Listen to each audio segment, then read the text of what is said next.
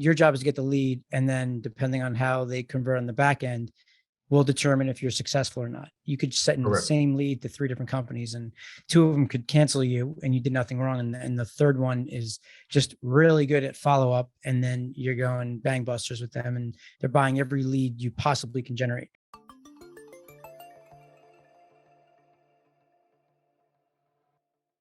David Stodolak, ladies and gentlemen, welcome to Performance Marketer. What's up, dude? I'm doing great, man. Good to see you.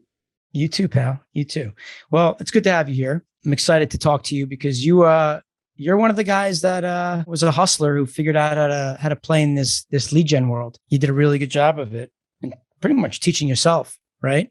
With all the hustle. You and I were working together a long time ago. You were in the you were on the call center side, and then you ultimately hopped the fence, so to speak, into this whole lead gen world. But that's awesome, man. Well, welcome. Tell me a little about you.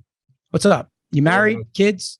Yeah, married. Got 2 kids, 2.5-year-old, actually 2 years and 4 months he is right now, 9-year-old daughter.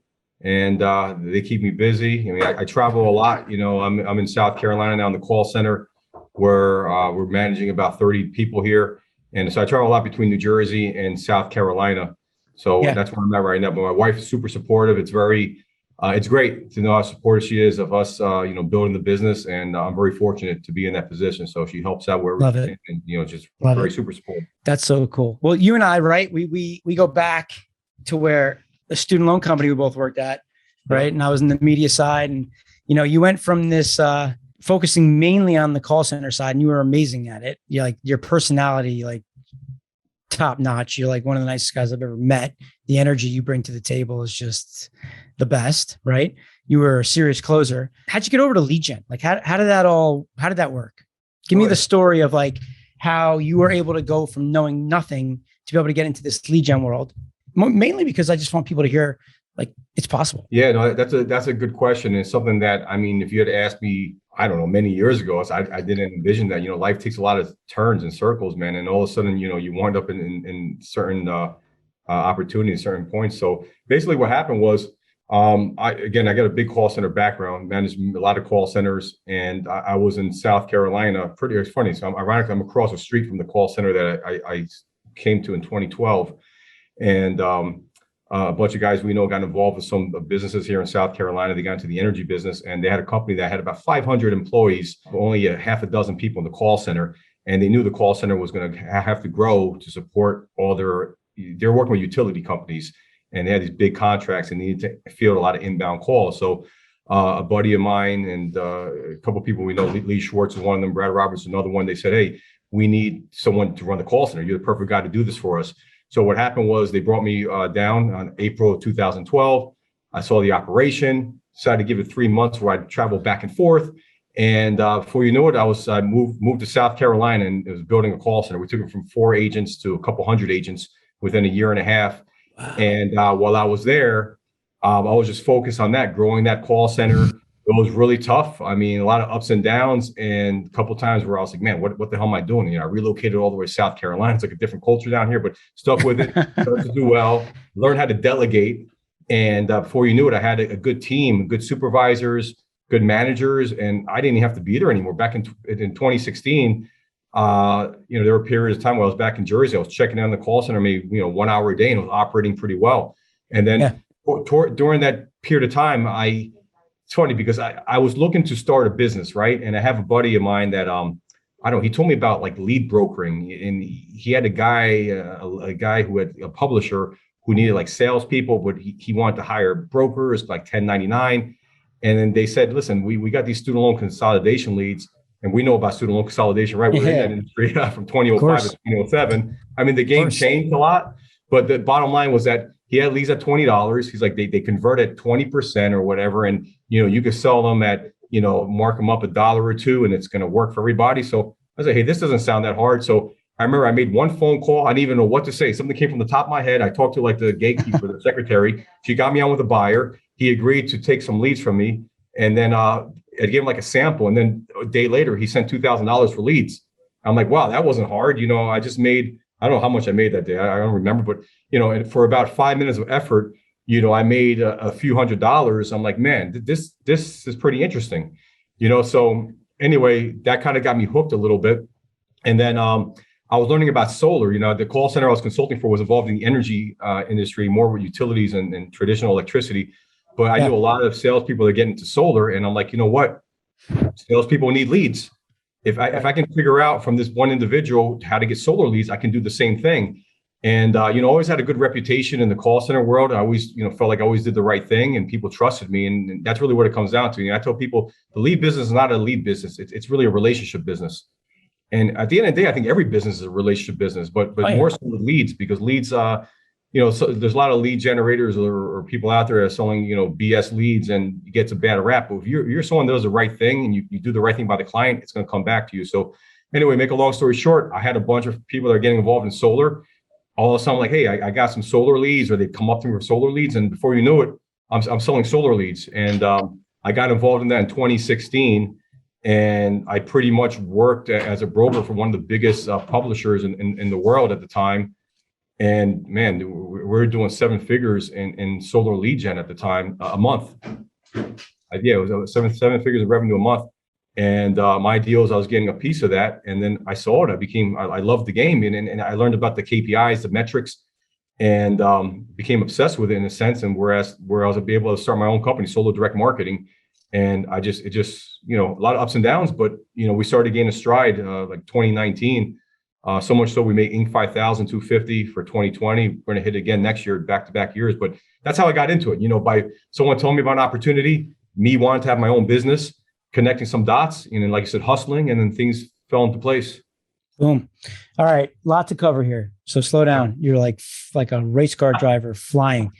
All right. Great. So for the people that are trying to follow you and understand the genius in you, buddy, which is so funny. I love listening to you talk like this, because this is my world, right? This is so like, now you understand more of what I was doing when I was in media all those years ago in 2005 and 4, right? It's crazy. Cool. So you started brokering, right? You said earlier, you got some student loan leads, and just so, on the lead gen side, there's buyers and sellers, right?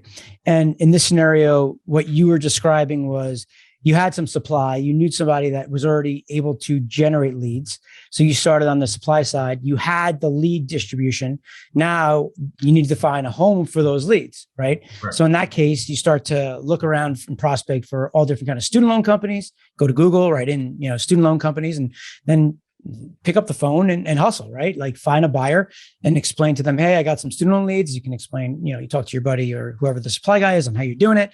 And then you send them some leads. And then if they are converting at 20%, right? You talk about the whole like back end, and it works, then they're going to buy leads all day long. And ultimately that effort that you just put in for however long it took you, a day, 2 days, weeks, whatever, is going to pay dividends for a very long time, as long as that deal continues. Right. And you just kind of babysit that deal. So you can either just sit on that deal and get a good tan at the beach, or you can go and find another buyer. Right. And then generate more leads. So that's kind of like the concept for anybody who's listening, because, Dave's the best, man. He flies like, right. And then on the flip side of that, then you got into solar, right? In solar, you went definitely more vertical, but in that scenario, you actually flipped. So, and that's really what I want to focus with you on, because I think this is where people struggle more. That first scenario is great. Like if you have leads already, to find the buyers, if they're good leads, it's an easier play, right? It's harder to generate the leads. And you were now working with solar, and now you're the buy side, right? So now you're tasked to do the opposite. You got to go out to the market and figure out, how do I go and generate leads, right? How do I go and get leads? Which is a question I get all the time, right? And I always try to explain to people, like, you don't create traffic. Traffic's there, right? You're just getting in front of that traffic. And, there's a lot of different ways that you can buy traffic, right? You can go out and be the actual media buyer, buy a click on Google, buy a click on Facebook or native or whatever, or you can ultimately play a middle, like you're describing, right? Like just media arbitrage, which I do all day long as well. I love it, right? You don't have to take any money out of your pocket. Like really the biggest cost to you is your time, right? And the hustle and your energy to like go after it. That's the biggest cost. That's the asset, right? take us through like when you have an offer, like a solar. So now you're like acting as like their external like media buyer to go find traffic, and you're doing it like in the affiliate division to find supply, people that are going to generate leads, right? Like, how do you go about doing that? How'd you figure out how to find good traffic that converts on the back end, right? You're working with the buyers. Yeah. So and you're right.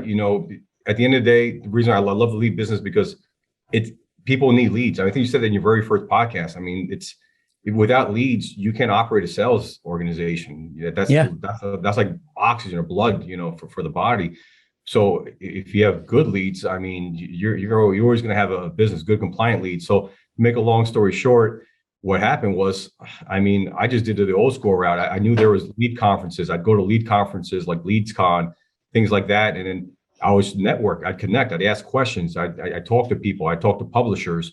What kind of leads do you have? I'm looking for solar leads, or I'm looking for mortgage leads, or Windows leads, whatever it is that I needed. And to take it a step further, I would use social media. I'd be part of some groups, WhatsApp groups or Facebook groups where you have media buyers in there. So I was pretty adept. A lot of it has to do with, knowing people, reading people. And at the end of the day, money talks, BS walks, right? But you do a test. If you think somebody makes sense, if you start asking them the questions, what kind of like solar, the big metric is appointment set rate. Appointment set rates on Facebook leads or high intent leads range anywhere from 10 to 30%. The higher you are in that range, the more valuable your lead is. Because at the end of the day, the more people that actually set an appointment means more people you're going to sit with, pitch the deal, and then get a sale out of it. It's all correlated, right? So what they would say is, that was what you were saying earlier with the KPIs, right? Correct. The KPI, yes, going back to the KPIs. So at the end of the day, if someone says, hey, I'm at 30%, I'm like, okay, you know what? We'll do a test. We'll do $1,000 to $3,000, and we'll see if they're actually, they fall in line. And truth be told, if you do that, you're probably gonna, out of 10 people you test, maybe 1 or 2 out of 10 are actually hit those numbers. So you minimize your loss, right? That you minimize the risk that you take on the people that don't work. And when you find people that work, then you press the gas like any other business. You scale it with them, and you go from $2,000-$3,000 initial spend. You do another test for maybe $5,000 to see if it backs out again. Then maybe you do it a third time to make sure it wasn't a fluke.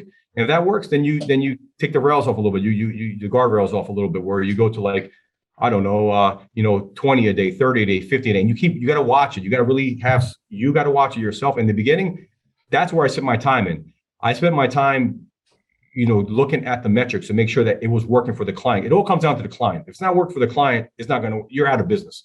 So I would look with solar is very fragmented in the sense that there's really no nationwide campaigns. Each state has different, policies for solar. Some states you can lease, you can finance. So that affects the metrics. There's some income requirements in certain states. So I had a client where we were going doing business for a month. They were doing terrible in Oklahoma, but doing great in Arkansas. I'm like, guys, I'm going to pause Oklahoma for you. And they were like shocked that I was doing that for them, because I don't want them to throw good money after bad money, So I said, we'll focus on Arkansas. We'll turn off Oklahoma. They loved that I did that, because no one ever did something like that for them. I'm looking out for the best interest, So they loved that I did that for them. And then it turned out that it wasn't a lead. 2 months later, it was something they hired a new sales rep in Oklahoma, outside sales rep. They told me to turn it back on, and it was working again. But they appreciated that honesty, that I'm just not, selling them leads one time and then forgetting about them. Like, you got to be in the weeds and look at the numbers to make sure that it's working. So to make a long story short, it starts, you find the publishers, you got to go to the conferences, you got to network, you'll get referrals, you pay them on time. If they send you an invoice, you pay right away. They love that. Cash flow is everything in business. So, you treat them right. And once you find the ones that work, you scale them and you grow with them, and everybody wins. Yeah, I love it. You said so many good things in there that I just want to reiterate, because there's a lot, right? But just simple like KPI, right? What you're talking about, key performance indicator. That's, what is your goal at the end of the day, right? And your goal here when you're going out and buying leads for your job is to set an appointment, right? You're generating a lead, but then that lead needs to turn into an appointment. And then that's the back end where then if the guy goes on an appointment, you're gonna close a percentage of them if the traffic's good, right? And then that yields X amount of revenue, and then that kind of, you reverse engineer it. That's how you figure out how much you can pay per lead. What I loved, testing traffic, yes, no doubt, that's 100%. Like you said, if you test 10 and one works, that one pays for all the other 9 that you just lost in like a week. Right. Yeah. But then ideally, if you continue to replicate that over a 6-month or 12-month period, if you get one winner, then you have 6 to 12 real media buyers, real traffic, real supply that's generating a ridiculous amount of traffic for you. And that's how the business starts to scale. But no doubt, you said the back end of has to work. Right. And I always say that, like, when we're arbitraging media, I actually think there's 4 people in the equation, and all 4 people need to win for it to make sense, right? And like you described, the back end, the buyer has to work for, right? The person that's actually purchasing the leads, then the person that's actually generating the leads that now you're going and talking to, right, is the publisher. You have to make money as the guy in the middle, and the customer has to be happy, right? And when those 4 things align, you have a bang business. Like, it works. Yeah. If one of those aren't working, then the business falls apart, right? It's like having like a leak in your bucket with water. And if 3 out of 4 are working, somebody's not winning, it's gonna end at some point, right? Yeah. If you're not making money, you're like, dude, it just doesn't work for me, right? Yeah. If the pub's losing money, he's not going to be running the traffic. But like, how do you find all these publishers? Like, how do you find the high quality traffic? Like, so people thinking about arbitraging any sort of lead gen, like what's the process? And you hustle more than anybody. You have more energy. So, God bless you. Like, everything you have and what you've earned is just, it's not luck. It's just hard work. Like, I know your work ethic. I've seen it. I've been around it. So like, congratulations to that. I'm not surprised that you're successful, and I'm not surprised you're going to be super successful with just because you want it, right? And you go after it. And that's, the belief that you can do it is all you need. But so when you're hustling and prospecting, and maybe you're not doing it as much as when you first started, now you have guys working with you. Like, how do you go out and find supply? You're working on solar. You know that you're looking for someone that owns a home that now is interested in putting solar on top of their roof so that they can save on energy. So like all the benefits of that, blah, blah, blah, blah. Right. And how do you go and find the people that are generating those leads? There is luck involved, but the harder you work, the luckier you get. And there's no question about it. I mean, I worked like crazy, and I enjoy it. It's a passion of mine. I like people. I like working with people. I like creating win-wins. So I think that that just helps me. People feel that, and when your actions correspond with that, and you say, I pay on time, and you actually deliver, they love it. So with that being said, I traveled a lot in the very beginning. I still do to this day, but from 2017 to 2020, I was all over the map, man. And I went to Thailand to a conference. I went to Spain. I went places other people wouldn't go.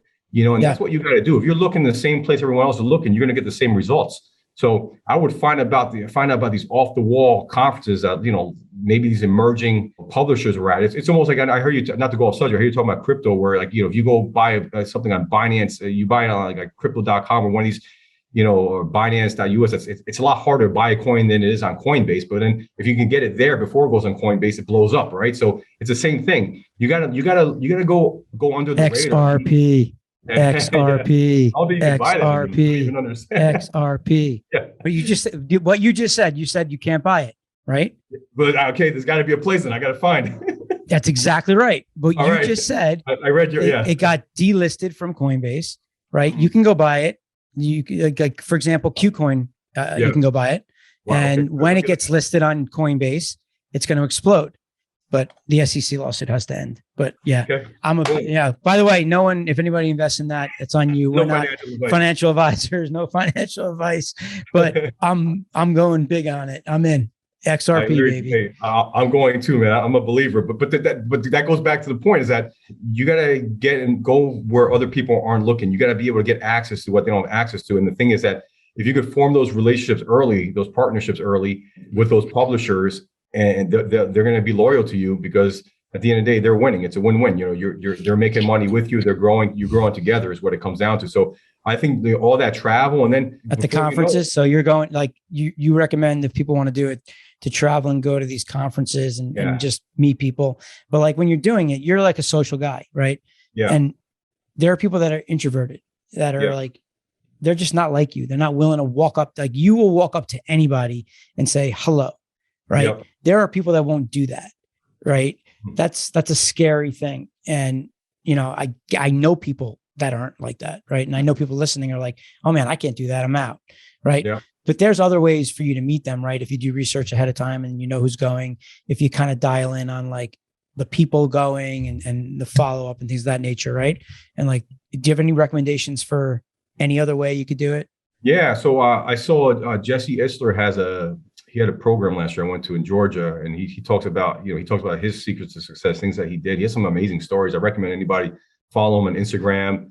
I think it's Camp BYLR. He build your life resume. He's got a lot of good things going on. But he mentioned something that he does, like he calls them like daily vitamins or daily habits that you do. I think Gary Vaynerchuk says this as well. But one of the things he recommends doing is landing him a lot of business is that you got to go on like the DMs. You got to go, if you're on Instagram or Facebook, just DM people you want to get in touch with. If you do say 100 DMs a day to celebrities, influencers, whatever, everything's a numbers game in life. Maybe you get 1%, 2% or whatever. So maybe, you're not good face to face. And I think that's happening a lot. I feel like things are changing a lot. You hear about the metaverse and all this stuff. I feel like a lot of these social skills are going to be like old school. So what's going to happen? A lot more people are going to be reliant on, just DMing. Some people don't even want to talk anymore on the phone. They just want to DM and text all day. So the point is, there's things you can do you can use the technology to your advantage. You could DM people. You could, you find an author of a publisher that has a blog or got interviewed somewhere, and then just hit them up, send them an email, hit them up on Instagram, Facebook, whatever, and do whatever you can and just stay persistent, because everything's a numbers game at the end of the day. Sales. Do you find that when you're out there and you're getting traffic and you're testing media, do you find that there's different quality of traffic from different sources? 100%. Is there something that you're dialing on? Like, speak to that a little bit. Like, do you buy Facebook? Like, do you actually buy Facebook traffic, or you find people that are buying the Facebook traffic? We do both. We buy it ourselves. We have an internal team, and we have publishers. Most of it is from publishers. We have some publishers that we've been working with for 5-6 years that are phenomenal. So, but we have our own internal as well, and we get limited in volume there. So when we need more volume, we go external. But to answer your question, when it comes to solar, we have some clients that buy every type of lead that we have, whether it's a survey co-registration path lead, which is much lower intent that maybe converts at 1%. That's more for the bigger call centers that have 50 plus agents to hundreds of agents. They got to keep the dialer going. We have those leads. We have age leads, under 60 days, under 45 days, under 90 days. We have the real-time high intent leads. We have live transfers out of our call center as well. In solar, there's probably 5 or 6 type of leads. We have some clients that take every single one of those leads from us because they can. Yeah. Or other clients, we have some clients. I'll give you an example. Same territory, same lead type, Facebook lead. One client gets a 30% appointment set rate. Client B gets 10%.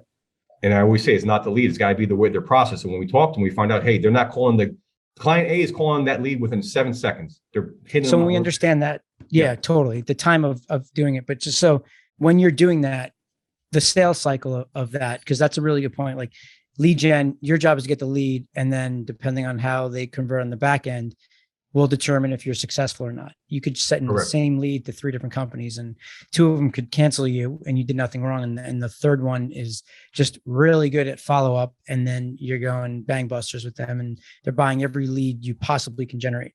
So that does happen, and it is what it is. That's just piece of the business. But so just kind of explain to people, like if they were to go out, right? You go out, you find somebody who's generating traffic for you. Let's pretend like you're not buying media, you don't know how to buy media, you're new, right? So you go and you find somebody, you're like, hey, I want to generate solar leads. You generate solar leads. They're coming to either you to a form that you have that they're going to sign up, and then that lead goes in your database, or, someone will post something to you on like some sort of like host and post. And then you're not the one dialing, right, and setting up the appointment. You're just getting somebody to raise their hand saying, I'm interested in solar, that then goes into a call center, or in any scenario, like not that maybe you are dialing like in the scenario, but you know what I'm saying? Like if someone were to do it, just so they understand, when like the KPI is to set an appointment, but you're generating the lead that's going to go into a call room that the buy side controls.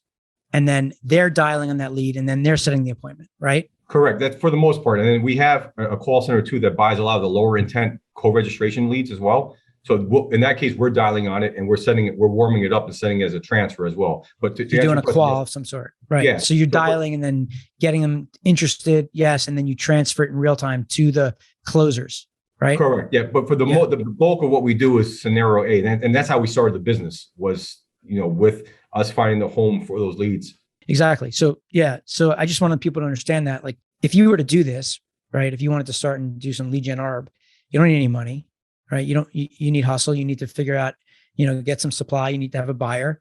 Like you don't need a call center. You don't need to be qualifying those leads. They're going to do that for you. They're going to book those appointments. If you get a good quality lead, you could be in business tomorrow, 100%. Right? Yeah. That's the beauty of this business, right? Is it's recession proof. As long as one company needs a lead, you can always find a way to generate some revenue for yourself. That's why I love this business, man, is that it's just, there's just so much opportunity at any time, and it's just, you do it for people, you do it for yourself. The fact that you did it in such a short period of time too, right? I just love it, man. I love your hustle. I love what you're all about. What do you see for the future? Like, are you focusing still on solar? Or are you looking to diversify?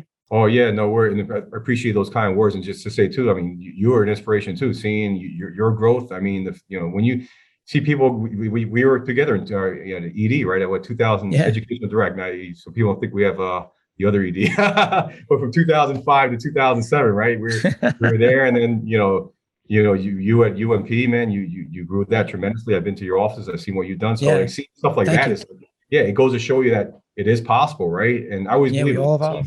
Yeah, if someone can do it, why can't I do it? Especially if you have the determination and that desire and that persistence. So with that being said, I agree. But going back to your question, I'm a firm believer in having multiple streams of income, multiple revenue streams, and solar has been good. I think it's going to continue to be good, especially with the government policies and wanting to reduce carbon footprint. So I think it's going to be kind of, in a sense, kind of like evergreen. I think we're going to continue to do well there, but I don't want to just depend on that. So we have a DBA we started called Senior Direct Marketing that we started earlier this year. We did pretty well with Medicare calls starting like around May, and open enrollment was pretty decent for us.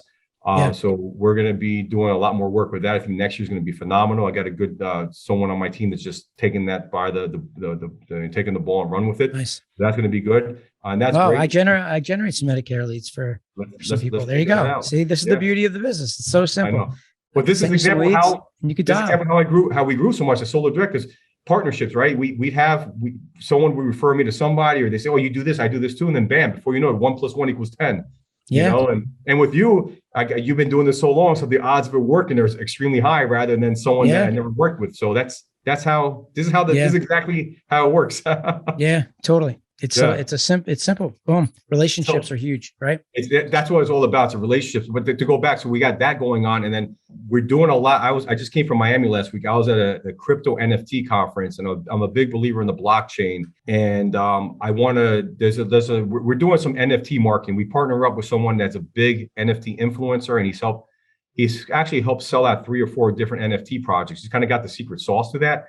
So we're creating a sales division with them. We actually are working very slowly on it. We just got a deal last week on it, and I want to grow that out. And I also want to do a lot more crypto related stuff. So I'm always looking at what's the next thing. I like trends. I know Ronnie really well. Ronnie RSD. He gave me a book back in 2005 talking about micro trends, and I've always been. I know, me too. But I'm always interested in the future.